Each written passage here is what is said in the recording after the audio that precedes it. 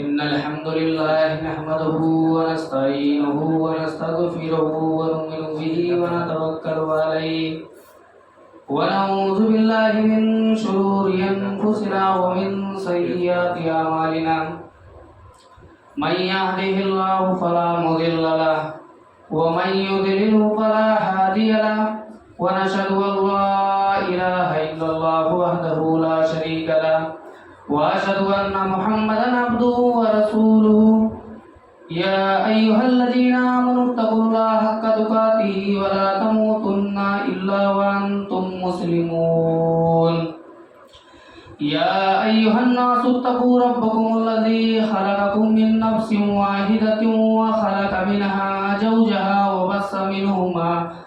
وبث منهما رجالا كثيرا ونساء واتقوا الله الذي تساءلون به والأرحام إن الله كان عليكم رقيبا يا أيها الذين آمنوا اتقوا الله وقولوا قولا سديدا يصلح لكم أعمالكم ويغفر لكم ذنوبكم ومن يطع الله ورسوله فقد فاز فوزا عظيما أما بعد فإن خير الحديث كتاب الله وخير الهدي هدي محمد صلى الله عليه وسلم وشر الأمور محدثاتها وكل محدثة بدعة وكل بدعة ضلالة وكل ضلالة في النار أعوذ بالله من الشيطان الرجيم بسم الله الرحمن الرحيم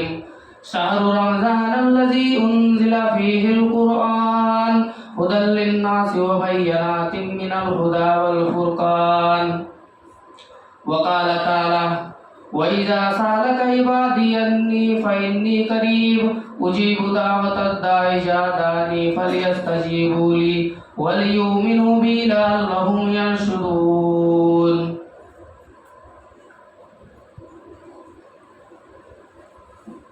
محترم حضرات واجدین جمعہ، حمد و ثنا کبریائی بڑائی اور بزرگی اس اللہ رب العالمین کے لیے ہے کہ جس نے ہم تمام کو پیدا کیا اور پیدا کرنے کے بعد ہم کو یوں ہی بیکار اور بے بس بھٹکتا ہوا نہیں چھوڑا، بلکہ ہمارے رشد و ہدایت کے لیے اللہ رب العالمین نے انبیاء علیہ السلام کو اس دنیا فانی کے اندر مبعوث فرمایا۔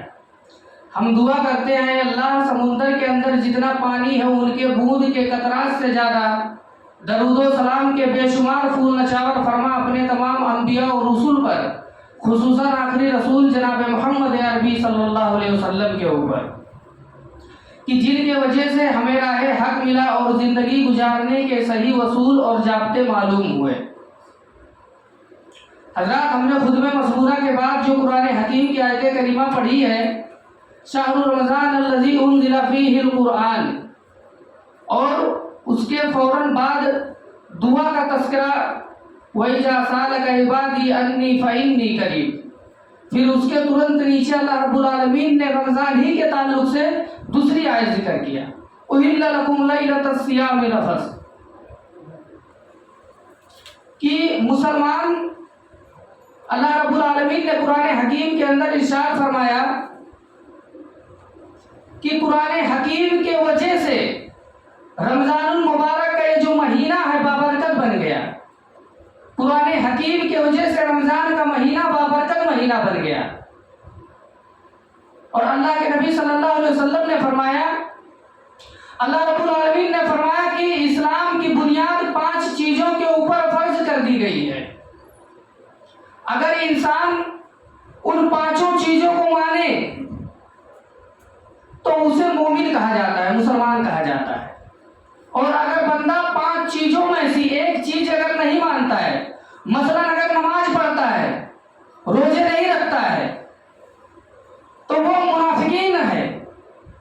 اور اللہ رب العالمین نے فرمایا کہ ان کا حشر مشرک وہ نہیں ہے کہ جو اللہ رب العالمین کے دربار کو چھوڑ کر کسی دوسرے کے دربار پہ جا کر سجدہ کرے، رکوع کرے، نظر کرے، نیاز کرے، وہی مشرک نہیں ہے۔ اللہ رب العالمین نے فرمایا کہ جو بندہ اگر روزہ رکھتا ہے، نماز نہیں پڑھتا ہے، تو کل قیامت کے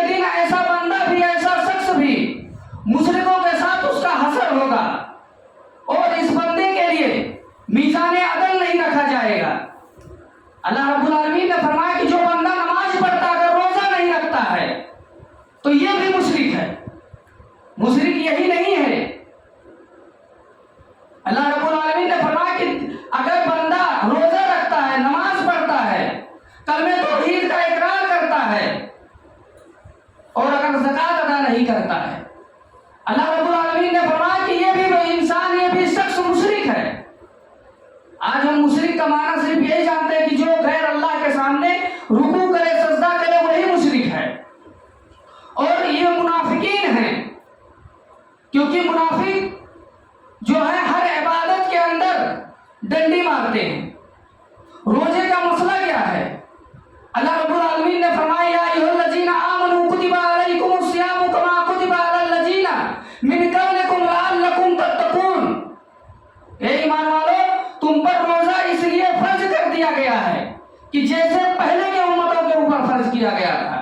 امت محمدیہ کے اوپر کوئی بوجھ نہیں ہے یا کوئی نیا روزہ فرض نہیں ہوا ہے، تم سے پہلے کے امتوں کے اوپر فرض ہوا تھا. کس لیے؟ لعلکم تتقون، تاکہ تمہارے دلوں کے اندر تقوی پیدا ہو. بندہ اگر روزہ رکھتا ہے، اگر اپنے زبان کی حفاظت نہیں کرتا ہے، اپنے ہاتھ کی حفاظت نہیں کرتا ہے، اپنے جسم کی حفاظت نہیں کرتا ہے، اپنے نگاہوں کی حفاظت نہیں کرتا ہے، اور ایسا بندہ صرف بھوکا مرنے کے علاوہ کوئی دوسرا کام نہیں ہے اس کا. کیونکہ روزے کے معنی یہی ہے کہ انسان اپنے صحبتوں کو جلاتا ہے. روزے کا معنی کیا ہے؟ کہ حرام کے قریب نہ جائیں، لیکن نہیں، روزے کا معنی یہ بھی ہے کہ حلال کے بھی قریب تم نہیں جا سکتے ہو. حلال کمائی کا کھانا حلال ہے لیکن بندہ نہیں کھاتا ہے. پانی حلال ہے لیکن بندہ نہیں پیتا. بیوی حلال ہے لیکن روزے کی حالت میں بیوی بھی حلال نہیں ہے. یعنی روزے کی حالت میں حلال چیز بھی حرام ہو جاتا ہے. اور بندہ جب روزہ رکھتا ہے، ہم اگر 14-15 گھنٹے کے یہ جو روزہ رکھتے ہیں، کس لیے رکھتے ہیں؟ کہ تاکہ وہ قیامت کے دن جب کوئی سایہ نہ ہو، قیامت کے دن اس دن سے ہم بچ جائیں کہ جس دن ماں کے پیٹ سے حمل ثاقب ہو جائے گا. اس دن کا حال یہ ہوگا کہ حاملہ عورت کے حمل ضائع ہو جائیں گے. اس دن کے وجہ سے ہم بچے. اللہ کے نبی صلی اللہ علیہ وسلم فرماتے ہیں، اللہ رب العالمین فرماتا ہے کہ قیامت کے دن جب بندے کو کوئی سایہ نہیں ہوگا، اللہ فرشتے کہیں گے اللہ یہ تیرے بندے ہیں جو تیرے نام پہ اے اللہ انہوں نے 30 روزے رکھا تھا. اللہ رب العالمین کہے گا کہ انہیں ایک کام کرے فرشتوں، یہ جتنے روزدار بندے ہیں انہیں میرے محبوب کے حوض کوثر پہ لے جاؤ اور یہ حوض کوثر کا پانی انہیں نصیب کرو. تو روزہ دراصل ہمارے دل کے اندر تقوی پیدا کرنے کی چیز ہے. لیکن آج آدمی روزہ ہی رکھ کے جھوٹ بولتا ہے. تو در حقیقت کی روزے کا اس نے روح نہیں پایا. روزے کی جو لذت ہے لعلکم تتقون، اس نے تقوی نہیں پایا ہے.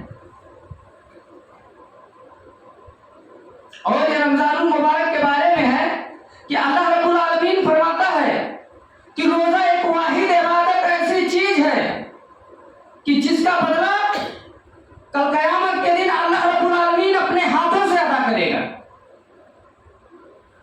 نماز کا بدلہ فرشتے اپنے ہاتھ سے دیں گے، حج کا بدلہ فرشتے اپنے ہاتھ سے دیں گے، زکوٰۃ کا بدلہ فرشتے اپنے ہاتھ سے دیں گے. جب آئے گا روزے کا باری، فرشتے کہیں گے اللہ تیرے بندے نے تیرے نام پہ 30 روزے بھی رکھا تھا، اے اللہ کا کیا وہ بھی اس کا بدلہ میں دے دوں؟ اللہ کہے گا نہیں. حتیٰ صوم فإنه لي وأنا أجزي به، کہ میں نے اپنے قرآن حکیم کے اندر اعلان کیا تھا کہ میرا بندہ روزہ تو میرے لیے تھا، میں اپنے بندے کو اپنے ہاتھ سے انعام دوں گا. تو اس حدیث قدسی سے پتا چلا کہ کل قیامت کے دن ایک روزدار بندہ وہ اللہ رب العالمین کا دیدار کرے گا. تو روزے کے معنی یہ نہیں ہے کہ صرف انسان حرام کے قریب نہ جائے، اسے حلال کے بھی قریب نہیں جانا ہے. اور اس روزے کے بعد अंदर अल्लाह रब्बुल आलमीन ने दुआ का भी तज़किरा किया कि इंसान दिन भर भूखा प्यासा रहकर अगर अल्लाह रब्बुल आलमीन से अगर दुआ न मांग सका, अगर उसकी दुआ अल्लाह रब्बुल आलमीन के बारगाह में कबूल ना हो, तो फायदा क्या है इसे रोजा रख के। अल्लाह रब्बुल आलमीन ने फरमाया, और ये रोजा एक ऐसी इबादत है कि आज हम सबको बोझल लगती है, भारी लगती है, लेकिन जब इमाम कायनात ने जब मोमिनों को लड़ाया, वो 18वां रमजान था, रमजानुल मुबारक की 18 तारीख थी, जब बदर का मैदान था, इतना गर्म रेत था और मुसलमान कितने थे? 313 मुसलमान थे, वो भी 12 साल के, 13 साल के, 14 साल के बच्चे, बूढ़े, औरत मर्द सब जोड़कर 313 मुसलमान थे। और कुफ्फार कितने थे? 1000 कुफ्फार थे जो तलवारों से लैस थे, असलाहों से लैस थे, और इन 313 के पास सिर्फ 2 सवारी है, और मुशरिकों के पास 1000 सवारी है, और मुसलमानों के पास तीर है तो तलवार नहीं, तलवार है तो ढाल नहीं, एक चीज है दूसरी चीज गायब है। और ये 313 से लड़ने के लिए 1000 जो कुफ्फार आए थे, बड़े बड़े जर्नेल थे, बड़े बड़े कर्नेल थे, मुसलमानों को सफे हस्ती से मिटाने के लिए आए थे। जब ये देखते हैं अल्लाह के नबी सल्लल्लाहु अलैहि वसल्लम अल्लाह रब्बुल आलमीन के दरबार में, आप सल्लल्लाहु अलैहि वसल्लम अपने सर को सजदे में रख देते हैं, अल्लाह रब्बुल आलमीन से दुआ करने लगते हैं कि अल्लाह मेरी यही कुल तादाद है जो तेरे दीन के लिए, तेरे इस्लाम के लिए अपने जान का नजराना पेश करने आए हैं। अल्लाह रब्बुल आलमीन फरमाता है कि जब सहाबा इकराम का ये तेवर, ये अंदाज देखा, तो अल्लाह रब्बुल आलमीन उसी बदर के मैदान में जिब्रील अलैहिस्सलाम को भेजा और कहा, ए जिब्रील जाओ मेरे नबी से कह दो कि जितना 313 लड़ने आए हैं, अल्लाह रब्बुल आलमीन के लिए लड़ने आए हैं, इस्लाम के लिए लड़ने आए हैं, ए मोहम्मद सल्लल्लाहु अलैहि वसल्लम इन 313 को ये पैगाम सुना दो कि आज के बाद ये एक भी नेक काम ना करें, फिर भी अल्लाह रब्बुल आलमीन इन 313 को जन्नत देकर रहेगा। तो ये सहाबा इकराम रज़ियल्लाहु ताला अन्हु अजमईन थे। साद बिन वक़ास रज़ियल्लाहु ताला अन्हु उठते हैं बदर के मैदान में, कहते हैं अल्लाह के रसूल हम अल्लाह को नहीं देखे ईमान लाए, अल्लाह के रसूल हम जन्नत को नहीं देखे ईमान लाए, अल्लाह के रसूल अगर आप कहें तो इस पहाड़ी से हम छलांग लगा दें, अल्लाह के रसूल हम आपसे चूचिरा भी नहीं पूछेंगे। तो इनके अंदर कौन सा जज्बा था? दीन इस्लाम की मोहब्बत थी इनके अंदर। फिर अल्लाह के नबी सल्लल्लाहु अलैहि वसल्लम अपने सर को सजदे में रख देते हैं, अल्लाह रब्बुल आलमीन से दुआ करते हैं, अल्लाहुम्मा ला तहलिक हाज़िहिल असाबत लम तुबतल बाद अल-यौम कत्तु। ए अल्लाह, यही 313 मुसलमान हैं जो तेरे दीन के लिए, तेरे इस्लाम के लिए अपने जान का नजराना पेश करने आए हैं। ए अल्लाह, आज ये अगर 313 मुसलमान अगर इस रुए जमीन से खत्म हो गए, मिट गए, तो ए अल्लाह इस रुए जमीन पर फिर कभी अल्लाह अल्लाह तेरा नाम लेने वाला नहीं होगा। सिद्दीक़ अकबर कहते हैं कि जब बदर के मैदान में मैंने देखा रेत इतना गर्म है, रेत की तपिश आ रही है, और उस रेत के तपिश पे अल्लाह के रसूल सल्लल्लाहु अलैहि वसल्लम अपने सर को सजदे में रख दिए। और सिद्दीक़ अकबर कहते हैं मैंने अल्लाह के नबी के पीठ पे हाथ मारा और कहा, अल्लाह के रसूल आप गम मत करो, अल्लाह रब्बुल आलमीन आपके दुआ को रायगा नहीं करेगा। फिर अल्लाह के नबी सल्लल्लाहु अलैहि वसल्लम ने कहा, अबू बकर, अपने सर को उठाते हैं और कहते हैं, अबू बकर हाज़ा जिब्रील, हाज़ा जिब्रील। ए अबू बकर, अल्लाह रब्बुल आलमीन ने बदर के मैदान में फरिश्तों का नुज़ूल कर रहा है, और अल्लाह रब्बुल आलमीन ने उस बदर के मैदान को किस कदर फतेह किया कि 313 मुसलमान थे, बूढ़े बच्चे औरत मर्द, वो भी हिजरतों के सताए हुए हैं, वो भी फाका कसी हैं कि जो अपने पेड़ के ऊपर पत्थर बांध बांध कर जिंदगी बिता रहे हैं। उन 313 से लड़ने के लिए 1000 कुफार आए थे। تو اللہ رب العالمین نے کہا وَإِذَا سَأَلَكَ عِبَادِي عَنِّي فَإِنِّي قَرِيبٌ کہ میرا بندہ جب مجھ سے مانگتا ہے فَإِنِّي قَرِيب میں اس سے قریب ہوتا ہوں اُجِیبُ دَعْوَتَ الدَّاعِ إِذَا دَعَانِ فَلْيَسْتَجِیبُوا لِی وَلْیُؤْمِنُوا بِی لیکن اللہ نے ایک شرط لگایا ہے کہ وَلْیُؤْمِنُوا بِی مومن ہو تب اس کی دعا قبول ہوگی۔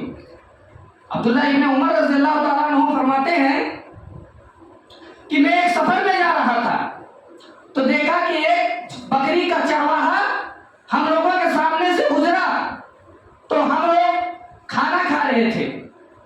ہم لوگ اسے بلائے، اس چرواہا کو بلائے اور کہتے ہیں میرے بھائی لیو تم بھی کھانا کھا لو۔ اس نے کہا نہیں میرے بھائی میں تو روزے سے ہوں۔ عبداللہ ابن عمر نے کہا کہ اتنا دھوپ میں، اتنا سخت دھوپ میں اور اتنا سارا بکری کا ریوڑ ہونے کے باوجود تم روزے سے ہو؟ کہا ہاں میں نفلی روزے سے ہوں۔ عبداللہ ابن عمر کہتے ہیں کہ میں سوچا کہ لاؤ اس کا روزہ ذرا چیک کروں کہ اس کا روزہ اسے فائدہ پہنچا رہا ہے کہ نہیں۔ عبداللہ ابن عمر کہتے ہیں کہ اے میرے بھائی ایک کام کرو، ایک بکری تم مجھے دے دو اور جب تمہارا مالک تم سے پوچھے کہ ایک بکری کہاں گیا تو کہنا کہ ایک بکری کو بھیڑیا اٹھا لے گیا اور تم بھی میرے ساتھ بیٹھ کر کھا لینا، بکری کو ذبح کریں گے اور ہم سب مل کر کھا لیں گے۔ کہا ہے میرے بھائی میں تو اپنے مالک سے جھوٹ بول دوں گا کہ اس بکری کو بھیڑیا کھا گیا، لیکن وہ مالک کو میں کیا جواب دوں گا جو عرش عظیم کا مالک ہے، میں اسے کیا جواب دوں گا کہ جس کی شان یہ ہے تبارک الذی بیدہ الملک وہو علی کل شیء قدیر، کہ جو ہر شے پہ قدرت رکھتا ہے۔ اے میرے بھائی میں اسے کیا جواب دوں گا؟ عبداللہ ابن عمر رضی اللہ تعالیٰ عنہ جب اس غلام کا یہ الفاظ سنتے ہیں عبداللہ ابن عمر رونے لگتے ہیں اور لوگوں سے پتہ کرتے ہیں یہ کس کا غلام ہے۔ پتہ چلا فلاں ابن فلاں کا غلام ہے۔ عبداللہ ابن عمر جب سفر سے واپس آئے اس غلام کو آزاد کیے اور آزاد کرنے کے بعد کہا کہ اے میرے بھائی تو غلامی کے لیے نہیں پیدا ہوا ہے، تو اللہ اور اس کے رسول کے راستے میں نکل پڑا۔ اسے اللہ اور اس کے رسول کے راستے میں وقف کر دیا عبداللہ ابن عمر۔ تو روزہ دراصل ہمارے اندر تقویٰ پیدا ہونا چاہیے۔ اگر انسان روزہ رکھ کر جھوٹ بولتا ہے، چغلخوری کرتا ہے، غیبت کرتا ہے تو اس کے روزہ اسے فائدہ نہیں پہنچا ہے۔ اگر اس کا روزہ اسے فائدہ پہنچاتا تو جس طریقے سے یہ صحابی رسول نے کہا کہ اللہ تو دیکھ رہا ہے، اس طریقے سے آج ہم بھی یہی کہتے اور ہم روزہ رکھ کر اللہ رب العالمین سے دعا کرتے ہیں۔ اللہ رب العالمین ہماری دعا کیوں نہیں سنتا ہے؟ حضرت خولہ رضی اللہ تعالیٰ عنہ کے بارے میں آتا ہے کہ حضرت خولہ رضی اللہ تعالیٰ عنہ کے شوہر انہیں اپنی ماں کے طریقے سے حرام کر دیے۔ کہا کہ اے میری بیوی تم میرے ماں کے طریقے سے حرام ہو۔ وہ حضرت خولہ رضی اللہ تعالیٰ عنہ آتی ہیں، صحابی رسول کے پاس آتی ہے، حضرت ابوبکر صدیق کے پاس آتی ہیں، کہتی ہے صدیق اکبر میرے شوہر نے مجھے ماں کے طریقے سے حرام کر دیا ہے، اے صدیق اکبر کوئی راستہ نکالو۔ صدیق اکبر کہتے ہیں کہ ابھی اللہ کے نبی صلی اللہ علیہ وسلم موجود ہیں، ہم کون ہوتے ہیں راستہ نکالنے والے؟ یہ بیوی مجھے نہیں پتا ہے۔ چنانچہ عورت عمر فاروق رضی اللہ تعالیٰ عنہ کے پاس جاتی ہے، حضرت عمر فاروق بھی یہی جواب دیتے ہیں۔ چنانچہ عورت اللہ کے رسول صلی اللہ علیہ وسلم کے پاس آتی ہے، کہتی ہے اللہ کے رسول میرے چھوٹے چھوٹے معصوم بچے ہیں، اے اللہ کے رسول میرے باپ بھی نہیں ہے، میرا ماں بھی نہیں ہے، اے اللہ کے رسول میرے بھائی بھی نہیں ہیں، اے اللہ کے رسول میں اکیلی ہوں، اے اللہ کے رسول میرے شوہر نے مجھے ماں کے طریقے سے حرام کر لیے ہیں، اے اللہ کے رسول میں کہاں جاؤں گی؟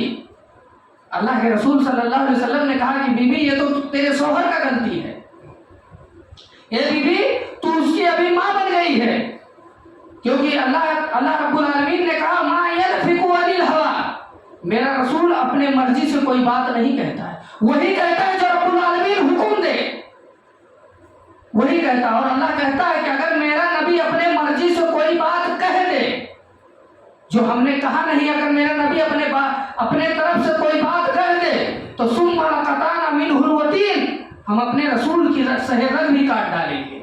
اپنے رسول کی جان نکال لیں گے اگر میرا رسول اپنے مرضی سے کوئی بات کہہ دے. یہ اللہ کہتا ہے. اور آج دین میں ہم ملا مولوی جو چیز ہوتا ہے دین میں نکالتے جا رہے ہیں. ان کے باپ کی دین ہے. دین تو جناب محمد رسول اللہ کی سنت ہے.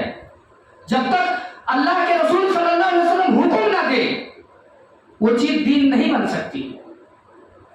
پھر وہ عورت کہتی ہے اللہ کے رسول میرے لیے راستہ نکالو، میں کہاں جاؤں گی؟ اللہ کے رسول نے کہا بی بی میرے پاس تیرے لیے کوئی راستہ نہیں. حدیث کے الفاظ ہیں، بخاری کے الفاظ ہیں کہ وہ عورت ضد کرنے لگی. اللہ کے رسول صلی اللہ علیہ وسلم اس عورت کا کاندھا پکڑ کر اٹھا دیتے. ابھی پردہ فرض نہیں ہوا ہے. اس عورت کا کاندھا پکڑ کر اٹھا دیتے، کہتے بی بی میرے پاس تیرے لیے کوئی راستہ نہیں ہے. اللہ کے رسول صلی اللہ علیہ وسلم اپنے دروازے کو بند کر دیتے ہیں. وہ عورت بزرتا کہتی ہے کہ اے محمد تیری چوکھٹ بند ہو گئی ہے، لیکن اے محمد رب کی تو چوکھٹ کھلی ہے. وہ جاتی ہے مسجد نبوی میں 2 رکعت نماز پڑھتی ہے اور اللہ رب العالمین سے رو رو کر دعا کرتی ہے. کہتی ہے اللہ میرے چھوٹے چھوٹے معصوم بچے ہیں، اے اللہ میں اپنے بچوں کو کہاں سے کھلاؤں گی؟ اے اللہ میں کہاں سے پلاؤں گی؟ اے اللہ تو میرے لیے کوئی راستہ نکال دے. اللہ رب العالمین فرماتا ہے کہ حضرت خولہ کے ہاتھ دعا سے ابھی نیچے نہیں اترے تھے، اتنے میں جبریل علیہ السلام رسول اللہ صلی اللہ علیہ وسلم کے پاس آئے اور کہتے ہیں اللہ کے رسول جو عورت آپ سے لڑ رہی تھی، جھگڑ رہی تھی اپنے شوہر کے بارے میں، اللہ کے رسول اللہ رب العالمین نے اس عورت کے لیے راستہ نکالا ہے. قد سمع اللہ قول التی تجادلون فی زوجها وتشتکی الی اللہ. اللہ رب العالمین نے اس کے لیے راستہ نکالا ہے کہ اگر کوئی شخص اپنے بیوی کو اپنی ماں کے طریقے سے حرام کر لے تو اس شخص کو چاہیے کہ 60 روزے رکھے یا ایک غلام آزاد کرے یا 60 روزے رکھے یا 60 مسکین کو کھانا کھلائے. اگر کوئی انسان اپنے بیوی کو ماں کے طریقے سے حرام کہہ دیا تو ایک غلام آزاد کرے، 60 روزے رکھے اور 60 مسکین کو کھانا کھلائے اگر نہیں ہے استطاعت تو. مثلا جیسے بخاری کی روایت میں ہے کہ ایک انسان اللہ کے رسول کے پاس آتا ہے، کہتا ہے اللہ کے رسول میں ہلاک ہو گیا. اللہ کے رسول نے کہا کیا ہوا؟ کہا اللہ کے رسول روزے کے حالت میں اپنے بیوی سے ہم بستری کر لیا. اللہ کے رسول نے کہا کفارہ ادا کرو. کہا اللہ کے رسول کیا ہے کفارہ؟ اللہ کے رسول نے کہا کہ تم ایک غلام آزاد کرو. کہا اللہ کے رسول زندگی بھر تو میرے باپ دادا غلامی کرتے آئے، میں کہاں سے غلام آزاد کروں؟ پھر اللہ کے رسول نے کہا کہ ایک کام کرو 60 مسکین کو کھانا کھلاؤ. کہا اللہ کے رسول میرے پاس تو خود کھانے کے لیے نہیں ہے، میں اگر صبح کھا لیتا ہوں تو شام کا پتہ نہیں ہے. اللہ کے رسول میں کہاں سے 60 مسکین کو کھانا کھلاؤں؟ اللہ کے رسول نے کہا پھر 60 روزے رکھو. تو کہا اللہ کے رسول ایک روزے کی حال یہ تھا کہ میں اپنے بیوی سے ہم بستر ہو گیا، اللہ کے رسول میں 60 روزے کہاں سے رکھوں؟ اللہ کے رسول نے کہا کہ یہ میرے صحابہ اپنے بھائی کی مدد کرو. کوئی صحابہ 4 کھجور 5 کھجور 10 کھجور 20 کھجور لاتے گئے. حدیث کے الفاظ ہیں بخاری کے کی ٹوکری بھر گیا اور اللہ کے رسول نے کہا لے اپنے قبیلے میں جا کر بانٹ دے. کہا اللہ کے رسول میرے قبیلے میں اللہ کی قسم مجھ سے زیادہ غریب کوئی ہے ہی نہیں. اللہ کے رسول نے کہا جا تو خود کھا لے، اپنے بیوی بچوں کو بھی کھلا دے، یہی تیرا کفارہ ہے. تو اسلام کے اندر سہولت ہے اور اللہ رب العالمین نے کہا کہ وَلْيُؤْمِنُوا بِي لَعَلَّهُمْ يَرْشُدُونَ کہ بندہ اگر مجھ سے دعا کرتا ہے تو شرط یہ ہے کہ وہ ایمان کے ساتھ ہو، ایمان کے حالت میں ہو. چنانچہ اماں عائشہ صدیقہ رضی اللہ تعالیٰ عنہا کے اوپر جب زنا کا الزام لگا، اللہ کے نبی صلی اللہ علیہ وسلم اپنے گھر آتے ہیں، اپنے اماں عائشہ سے پوچھتے ہیں عائشہ کیا تم نے وہ کام کیا ہے؟ اماں عائشہ نے کہا کہ اللہ کے رسول وہ کام میں نے نہیں کیا ہے. جو لوگ یہ کہتے ہیں کہ اللہ کے نبی صلی اللہ علیہ وسلم کو علم غیب ہے، اماں عائشہ کی یہ بات اس شخص کو جھوٹا مار رہی ہے کہ اگر نبی کو علم غیب ہوتا تو اماں عائشہ سے کیوں پوچھتے کہ عائشہ کیا تم نے زنا کیا ہے؟ پھر اماں عائشہ کہتی ہے کہ اللہ کے رسول میں اپنے ابو کے گھر جانا چاہتی ہوں. پھر اماں عائشہ صدیقہ رضی اللہ تعالیٰ عنہ جب اپنے گھر اپنے امی کے گھر آتی ہیں اور زاروں کے دار رو رہی ہیں، ان کی ماں پوچھتی ہے کہ اے عائشہ کیا ہوا؟ کہا اے اماں کائنات کا امام مجھ سے روٹھ گیا ہے، کائنات کا امام مجھ سے ناراض ہو گیا ہے۔ اماں عائشہ صدیقہ رضی اللہ تعالیٰ عنہ زاروں کے تار رو رہی ہیں اور کہتی ہے امی کائنات کا امام مجھ سے روٹھ گیا ہے۔ اللہ کے نبی صلی اللہ علیہ وسلم پھر صدیق اکبر کے گھر آتے ہیں اور صدیق اکبر کے گھر آنے کے بعد وہی سوال کرتے ہیں کہ اے عائشہ کیا تم نے وہ کام کیا ہے؟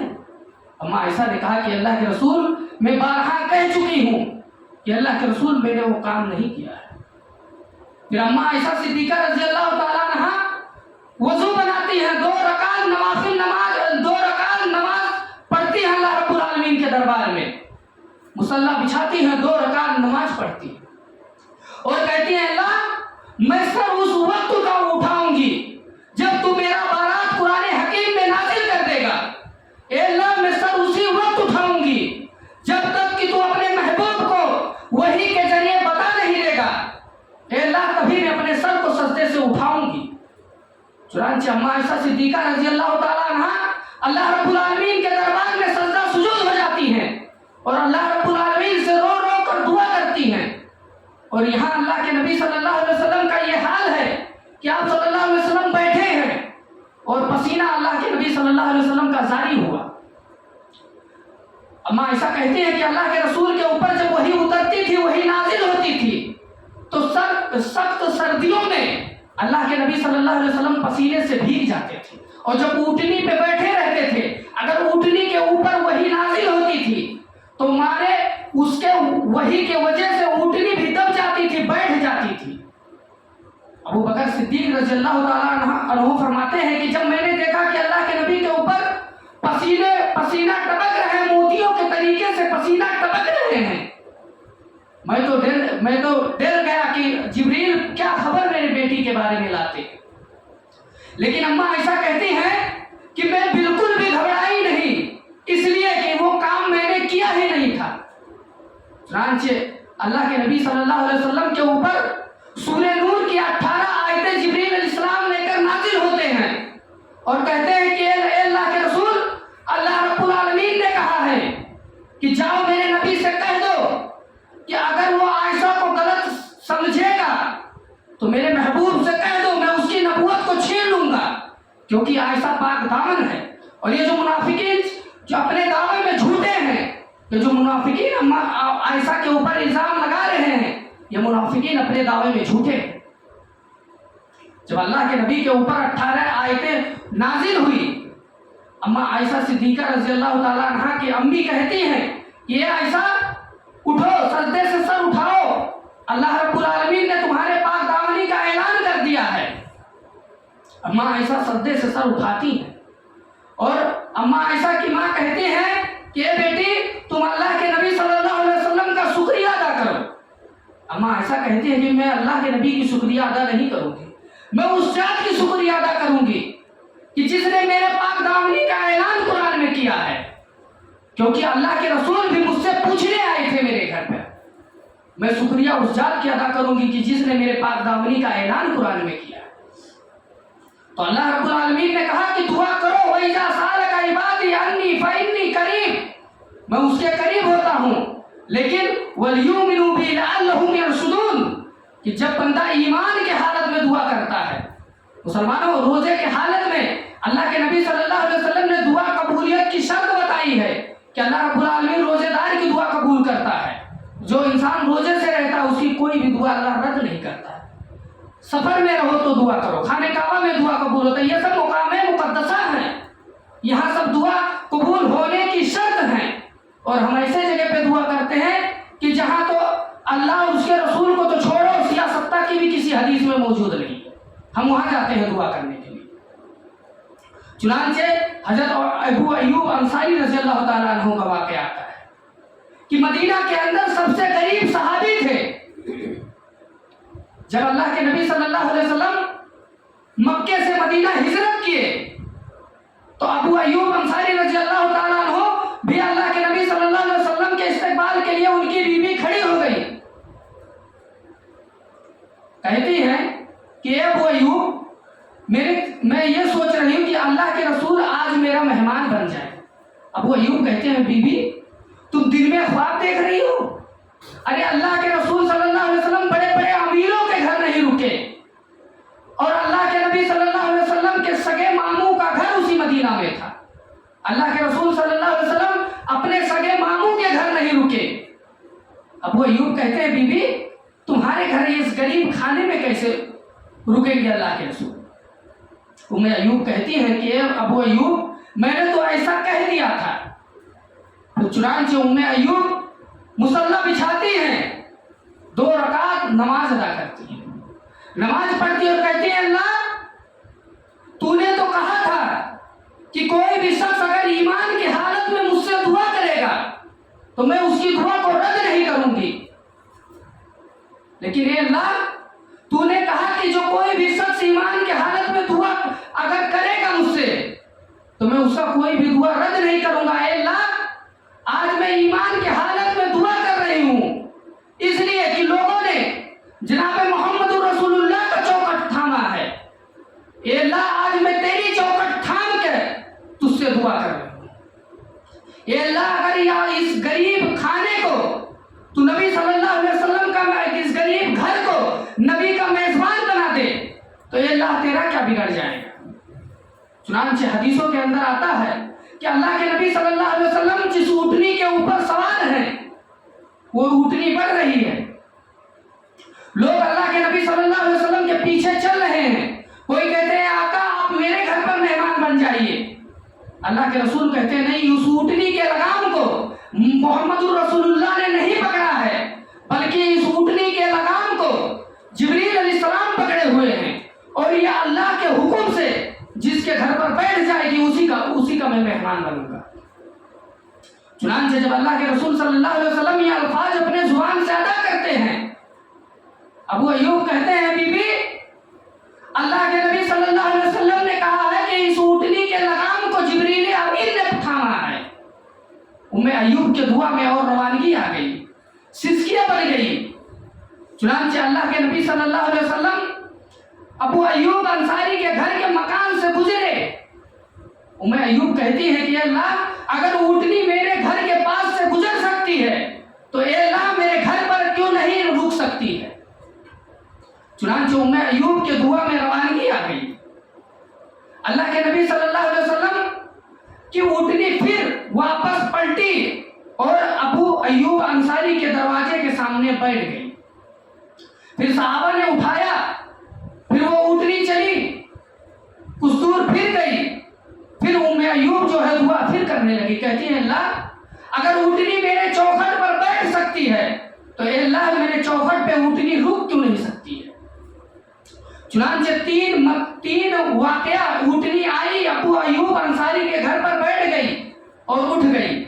تیسرے مرتبہ ابو ایوب انصاری رضی اللہ تعالیٰ عنہ کے قدموں میں اونٹنی نے اپنا سر رکھ دیا، اور اللہ کے نبی صلی اللہ علیہ وسلم اس اونٹنی سے اترے اور کہتے ہیں ابو ایوب مبارک ہو، تمہیں میرے مہمان نوازی کا شرف حاصل ہوا۔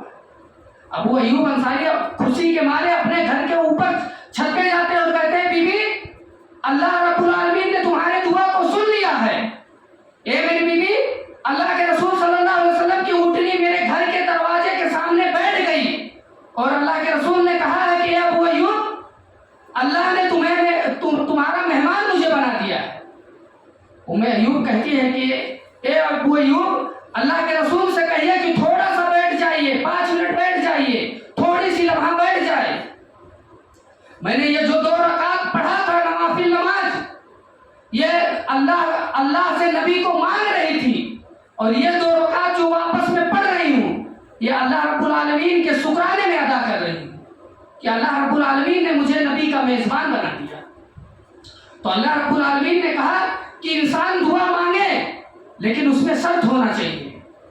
وَإِذَا سَأَلَكَ عِبَادِي عَنِّي فَإِنِّي قَرِيبٌ أُجِيبُ دَعْوَةَ الدَّاعِ إِذَا دَعَانِ فَلْيَسْتَجِيبُوا لِي وَلْيُؤْمِنُوا بِي، لیکن ایمان کی حالت میں ہو لَعَلَّهُمْ يَرْشُدُونَ، تب اس کی دعا قبول ہوگی۔ نہیں تو جو گئے ہم وہاں للو پنجو جنگل سبراتی کے پاس، وہ گئے کام سے۔ انشاءاللہ پھر کبھی آئندہ جمعہ میں آپ کے سامنے بیان کروں گا رمضان کے پورے مسائل۔ اللہ رب العالمین سے دعا ہے کہ اللہ ہم جمیع مسلمانوں کو صراط مستقیم پہ چلنے کی توفیق عطا فرما۔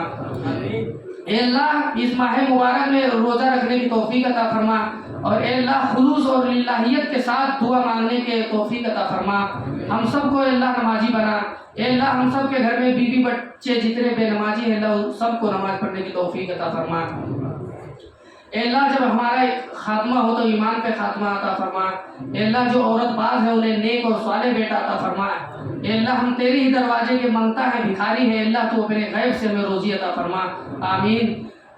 بارک اللہ لنا فی القرآن العظیم ونفعنا وإياكم بالآیات والذکر الحکیم، انہ تعالی جواد کریم ملک رؤوف الرحیم۔ بھائی ہمارے ساتھ یہ ہمارے قاری صاحب آئے ہیں جو بدلہ پور گاؤں میں تراویح پڑھاتے ہیں، یہ چندے کے سلسلے میں آئے ہیں۔